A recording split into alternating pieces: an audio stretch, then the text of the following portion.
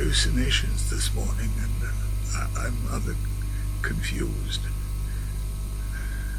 I thought I was being taken up in my bed upstairs and being brought down here by that chap, my carer. He brought me down here and he said, "I've got your lunch. Where do you want to have it?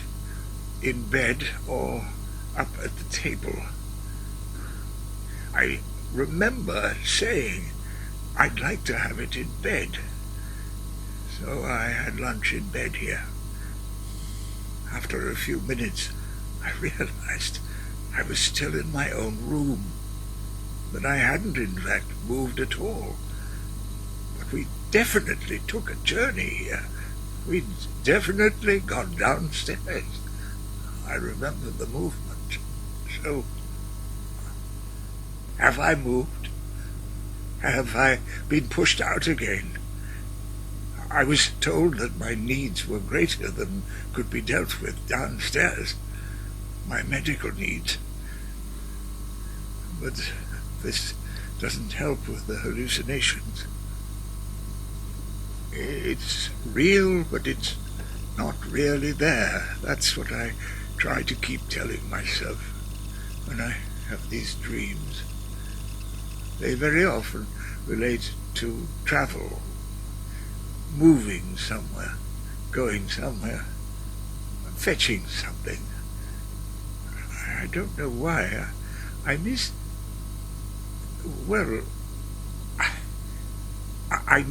going shopping. Simple things. Being unable to move.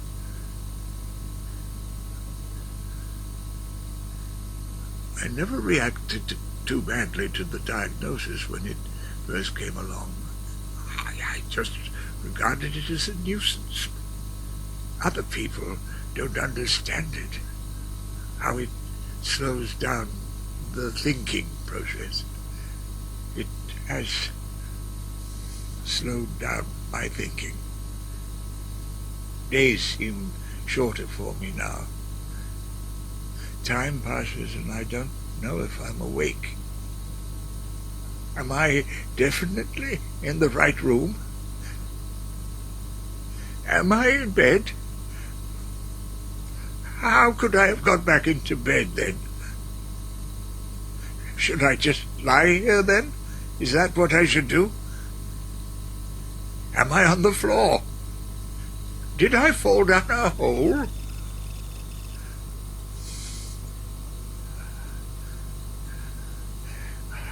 I think this has been a minor hallucination, a very small one. It's happened before. The doctor knows about it. You see, if you know where you are, you should be able to determine whether you're awake or asleep. This is starting up now, not knowing if I'm awake or asleep. I'm not worried,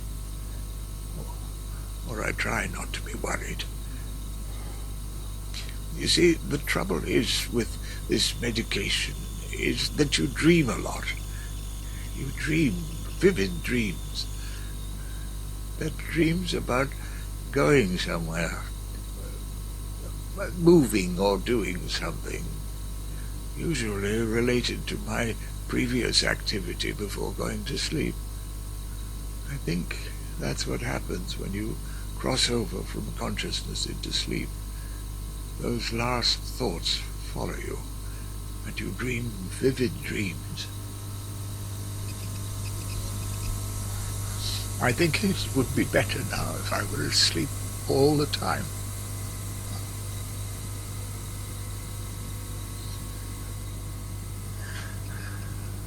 There are 2 episodes I can tell you today. 2 early memories. Since we started this, I've spent some time trying to push back into my memory.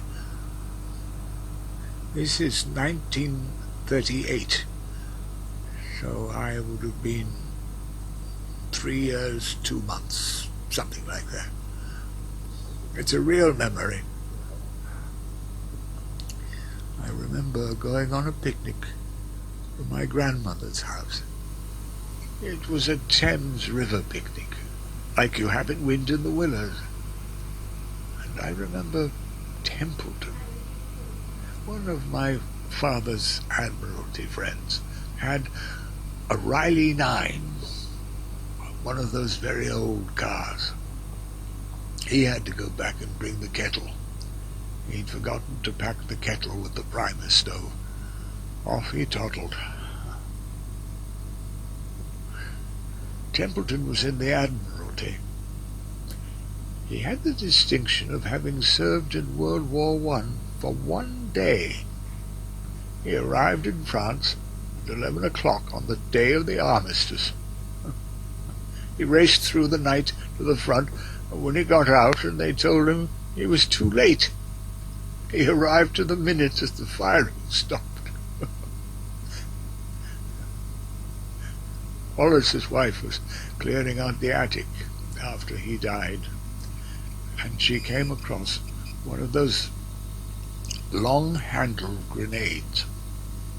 The postman identified what it was. It was still armed. It seemed that he'd been at the front for 30 minutes, and he'd picked up a grenade and brought it back as a souvenir.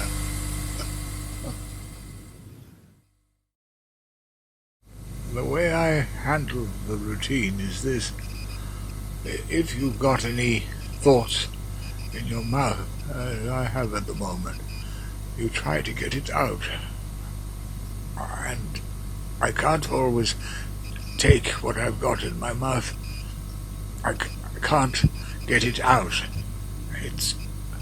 It's just like a piece of cherry stuck in the mouth. It's absurd, I know it is, but you always concentrate on the next thing you're going to do. You say, what are we going to do next? It's like limbo. One day is the same as the next. It's the same in prison. It would be the same in prison.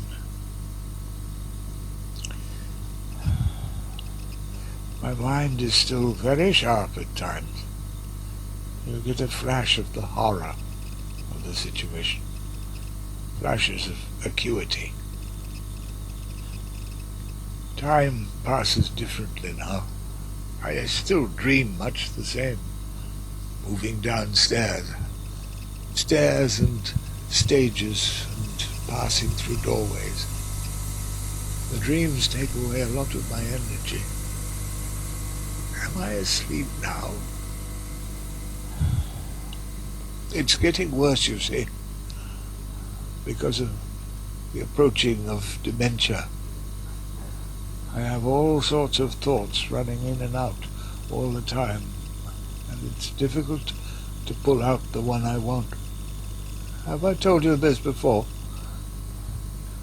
I think the next big thing for me is the onset of dementia. I think that it will suddenly come. I shall just have it, and then I'll get no better. I shall drift off into a dementia just like Joseph did. We had a man called Joseph. He died. He came with me. He had dementia. I think I'm going to go that way. Or I'm going that way now. I think I need to drink much more water. Cold water. I need to drink plenty of water. They just give me sips. These so-called carers. These little girl carers. They give you a tiny sip of water and say, enough for now. And then they disappear around that door. You know Leonard Woolf, the author? He was posted to Sri Lanka in 1904 when he was a very young man into the colonial service. And he had his district he had to attend to the executions He had to be there for any executions when they took place. He had nothing to do with the case at all. He said it was a most harrowing experience. And he said that the trouble with it was that he had official duties to read out the last words of the prisoners and the death sentence. He had to inspect the equipment, and he didn't know how to inspect it. Nobody had shown him what he should be looking for. And he was a young man just like yourself, listening to the words and checking the executioner's equipment. When he came back, he married Virginia Woolf, and she committed suicide. Are you married?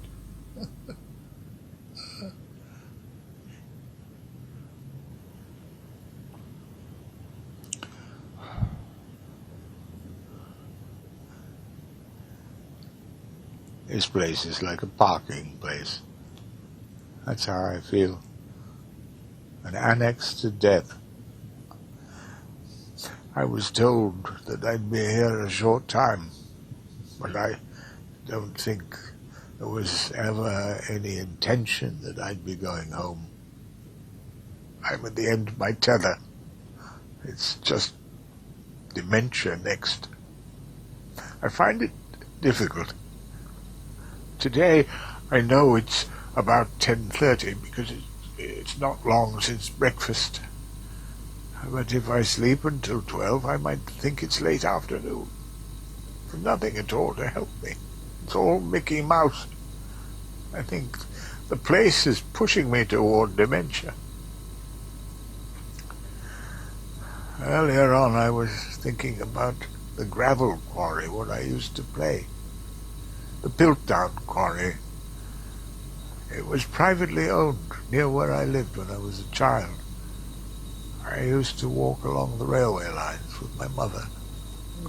My mother had an interest in fossils. She had a small collection. In her time, there was a lot of activity in Kenya, in East Africa, and she found all this endlessly fascinating. The excavations of Dr. Leakey. Is this what you were saying? It was in all the newspapers. You must have seen it. I'm not sure where her fascination lay. We're digging down underground, trying to make sense of the world in the very best way we can. Joseph was trying to do that, but he was fighting a losing battle with dementia. And John, he can still be lucid. It's some kind of scam. And Dalmatians, you've got to make sure they don't mix with other dogs too much. They don't mix well. Put them together and the consequences aren't good. Dr. Leakey is to make pedigree Dalmatians to the digs in Africa, to the site as... Oh, I've forgotten what I'm saying. I guess this is it.